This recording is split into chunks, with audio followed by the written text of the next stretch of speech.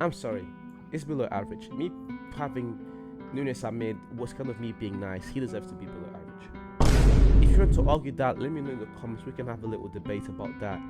But there's no way that Paul Darwin Nunes anywhere else above below average. I think that's where he ranks in my eyes. Below average. I don't think he's been mid. I think he's been below average. Gabriel Jesus, when he's played, I think he's been Premier League quality. But at the same time with Jesus, it kind of circles back to. With Jesus, it always kind of circles back to, as a striker, are you going to get those goals as often as possible? Okay, back with another tier list, back with another Premier League tier list. We'll be making a few more tier lists, especially around the Serie A. I love the Serie A. But today we have the Premier League strikers. If you didn't watch the one from yesterday, I did the Premier League midfielders. But without wasting any more time, guys, I just rounded up a few of the best Premier League strikers in the top, a few of the best Premier League strikers, sorry, the Premier League strikers in the top 6, and we're going to put them in the tier list and see where these guys rank. And, as I said, without wasting any more time, let's get into it, and we'll start with Nketiah. And with Nketiah, do I think he's been Premier League quality this year? Not quite, because he did have that little run at the beginning of the year, from January to like February, March. No, January from February. He had a few good games there where he was really helping Arsenal after the World Club. But there was a drop off after that. He had a very slow start at the beginning of the season. I'm going to say Nketiah has been good for now. We'll see if he drops down to mid or maybe, anywhere lower. But for now, just leave Nketiah at good. Then you have the big drop. Erling Haaland. Come on, you know what's coming. World class without a shadow of doubt. Ballon d'Or loading. It has to be Ballon d'Or loading this year for Erling Haaland, especially as far as the Ballon d'Or criteria goes. The criteria they've had for the past few years, especially with the Ronaldo and Messi run. It's all about numbers. It's all about winning big trophies. And Haaland this year has ticked all those boxes. So I want to see what excuse they have this year for Erling Haaland not to win the Ballon d'Or. But just talking about Haaland again, if you don't think Haaland is world class this season in the Premier League, stop watching football because you don't know what you're talking about. And to be honest, I don't think any football fan thinks that anyways. And that just goes to show why Haaland shouldn't even be a thought about him being in this tier. What was it? Breaking that Premier League record completely, demolishing it, and now he's making me think that maybe next year he can get 40 goals. That's how insane he's been in the Premier League this season. So, let me stop talking about Haaland and move on to the other players, but definitely deserves to be in this world-class tier. Then you have Mr. Ferguson from Brighton. And with Ferguson, another player that I'm going to say has been good. Does he? And this is the thing. We're going to circle back at the end of the video to kind of rank these players a bit better. Because I don't know if Ferguson and Nketiah really deserve to be in the same team. But yet again, they also have kind of very similar numbers. One scored 6 goals, the other scored 4 goals. You can talk about their impacts to their teams, where Ferguson kind of played a few more games than Nketiah. But then you can also talk about Nketiah. I think both of these players have been good. I don't think they're Premier League quality just yet, but did these two players have mid-seasons?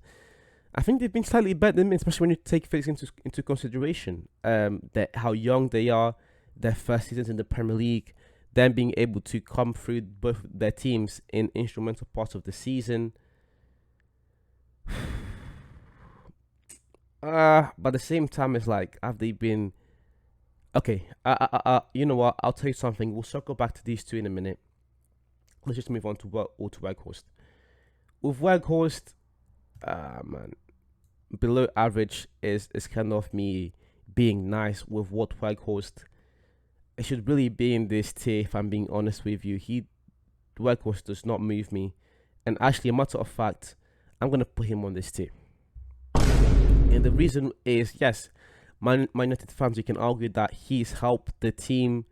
Even he's helped the team when he first came in, but as I remember games where, as I said before, Rashford should be playing on the left. But I remember games where Rashford had to play through the middle just because of how bad Weghorst was, and how the only thing that he provides is build-up play. I mean, I guess he does provide that, but I'm gonna leave Weghorst just here for now. Maybe we change him as well, but I don't think we will. Below average for Weghorst isn't really where he deserves to be, because you have a guy like Anthony Martial are below average. I think Martial had a below average season. Yes, there was a time at the beginning of the season where Martial was putting up nice numbers, but with Martial, it's always the inconsistencies. You have the injuries, and yes, the injuries aren't his fault, but they are there, and they have to be talked about. And if we're talking about as far as Premier League performances go this season, that's where Martial kind of deserves to be in my eyes. Below average. I don't think he's been mid. I think he's been below average. Gabriel Jesus, when he's played, I think he's been Premier League quality, but at the same time with Jesus, it kind of circles back to. With Jesus, it always kind of circles back to, as a striker, are you going to get those goals as often as possible? Well, I think we'll really be able to see that next season when he's injury free. Because yes, Jesus has a lot. He adds a lot to this Arsenal team. He has a lot to his game. He has the ability to go on and play on the wing. He has the build-up play. He can be a fox in the box. He has the ability to play in the air. But we just need to see a bit more consistency with Jesus. And for that reason, I think I know what I'm going to do now. I'm going to put these two are mid. I'm going to drop Jesus off to good. I think he's had a good season. I just don't think that he's better, for example, than a guy like Isak this year. I think Isak has really established himself as a Premier League quality player. But yet again, I think I'm being a bit too harsh on Gabriel Jesus. He did score 11 goals. Yes, I wish he would have scored a bit more. But if I'm going to put Isak in this tier, I also have to put Gabriel Jesus.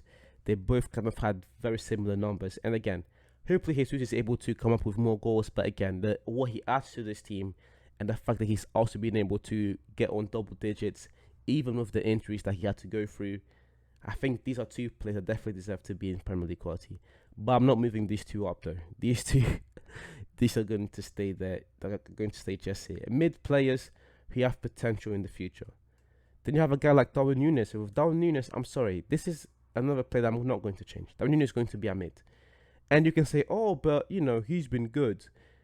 He hasn't really. Especially when you take into account the fact that Darwin Núñez averages, 4 or 5 shots per 90? That's one of the highest in Europe. And it still doesn't really have the end product. 4 to 5 shots per game. That's a dream for a striker to average that many shots a game. And that's him averaging that many shots per game with a poor Liverpool midfield. A guy who's averaging 4 to 5 shots per 90 in the Premier League, and who's only been able to score 9 goals. Even me putting Darwin Núñez at mid is kind of already. Nketiah and Ferguson don't average that many shots. They don't play as many games as Darwin Núñez. I'm sorry, it's below average. Me having Núñez at mid was kind of me being nice. He deserves to be below average. If you want to argue that, let me know in the comments. We can have a little debate about that. But there's no way that put Darwin Núñez anywhere else above below average. I think that's where he ranks. Then you move on to Julian Alvarez. And with Alvarez, I think he is as good as these guys. But at the same time, because I don't think he's been asked to do as much as the other two, I have to put him here. I know it isn't his fault. He's playing in the same team as Erling Haaland. It isn't his fault that he isn't playing as many games.